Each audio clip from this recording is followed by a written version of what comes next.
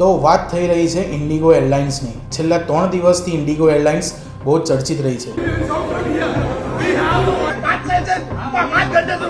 આપણા ગુજરાતમાં અમદાવાદ એરપોર્ટ પર 125 કરોડનું ગોલ્ડ રેકેટ ઝડપાયું અને તેમાં સામેલ હતું કોણ? ઇન્ડિગો એરલાઇન્સના સુરક્ષા અધિકારી. તો વાત એમ છે, 14 નવેમ્બરના રોજ DRI ટીમને એક ઇનપુટ મળે છે અને ઇનપુટમાં ઇન્ડિગો ફ્લાઇટ 6E76માં એક સીટ નીચે સોનું છુપાયેલું છે. DRI ટીમ રાતના 3:25 કલાકે સીસીટીવી ફૂટેજ ચેક કરે છે અને સીટ નંબર 3 ના લાઈફ જેકેટની અંદર 3 સોનાની કેપ્સ્યુલ મળી આવે છે. તે સીટનો મુસાફર અબ્દુલ નાસિર ગ્રીન ચેનલ પરથી ભાગવાનો પ્રયત્ન કરતો હતો. તે દરમિયાન DRI ટીમે ત્યાં રંગે હાથ પકડ્યો. અબ્દુલ નાસિરની તપાસ કરવામાં અને તેમાં તેના ફોન ચેક કરવામાં આવ્યું. એના ફોનમાં ટેલિગ્રામ ચેટ્સ ખુલ્લું પડ્યું અને તેમાં બહાર આવ્યું ઇન્ડિગો એરલાઇન્સના સુરક્ષા અધિકારીનું સમગ્ર નેટવર્ક. અને જાણવા મળ્યું છેલ્લા 4 મહિનામાં 120 ફ્લાઇટમાંથી 100 કિલો સોનું બહાર કાઢ્યું છે અને દરેક સુરક્ષા અધિકારીને પ્રતિ કિલો 1 લાખથી 1.5 લાખ સુધી કમિશન મળતું હતું. અને આ અધિકારીઓ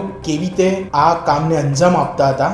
જ્યાં અમદાવાદ એરપોર્ટ પર સરદાર પટેલની પ્રતિમા પાસે એક બ્લાઇન્ડ સ્પોટ છે, ત્યાં આ સોનાની લેવડ દેવડ થતી હતી. ઇન્ડિગો એરલાઇન્સના સુરક્ષા અધિકારીઓ ઇન્ટરનેશનલ રેમ પરથી ડોમેસ્ટિક રેમ સુધીનો સીધો એક્સેસ મળતો હતો.